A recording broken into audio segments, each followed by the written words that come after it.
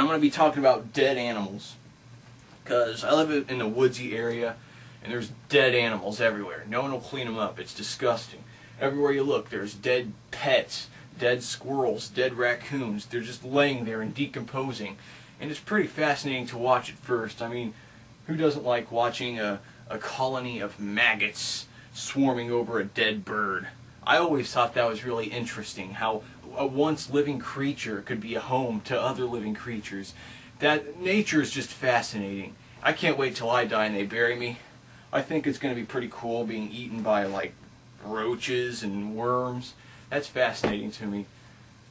In fact, I hope after I die, they'll unbury me like a month after I've been buried, just so I can be decomposed somewhat. I'd like to see what my body would look like a month after I got buried, just so I could see the colonies, how my body has become a home to such beautiful living creatures.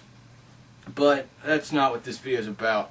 It's going to be about dead animals, not dead people, not dead decomposing people, I tell you that much.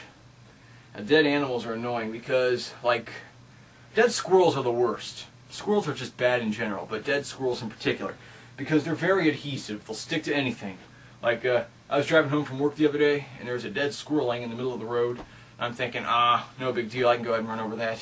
Big mistake, because I run over it. The thing sticks to my tire. I can just hear the squirrel going as I'm driving home. And it did that for like 10 minutes. That is disgusting. And, fucking rock band drums, I keep walking into. Sorry. You know, I got these, yeah, there's just like dead raccoons. They're disgusting. And, remember my dad was cleaning out the shed one time and he found a dead cat of all things. I don't know how it got in there, it just did. And one weird thing I noticed is when you die, you shit yourself apparently. And that's pretty fucked up because, like, when I watch a death scene in a movie that's supposed to be like really touching and heartbreaking, I'll never be able to get past the fact that they're defecating all over themselves. Why am I talking about this? Anyway, yeah, dead animals. That's right. The thing with dead animals is you don't know whether they're dead or not, so you don't know if it's safe to, like, drive over them or whatever. Like, there was a possum laying in the middle of the road. I thought it was dead, and I go ahead and drive over it, thinking it was dead, but apparently it was only playing dead. I didn't know possums could do that, but I drive over it, and my brother turns around and says, "Oh my God, it's squirming all over in the middle of the road." And I felt so bad afterwards, and I realized it was a possum, so I was like, I don't give a shit.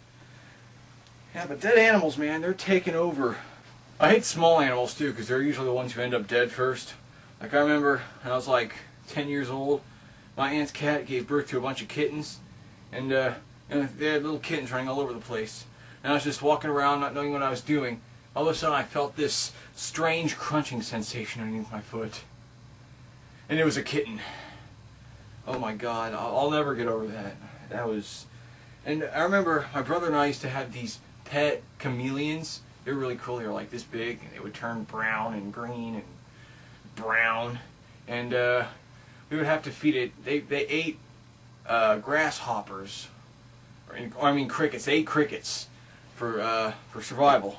Because that's why people eat, to survive. And so we fed these crickets to our chameleons, and they seemed to enjoy them. But one day we go to the pet store, and they were out of the regular crickets that our chameleons ate. They only had the extra large ones. So we feed these crickets to our chameleons, and the next day we walk in, and those damn crickets ate our chameleons.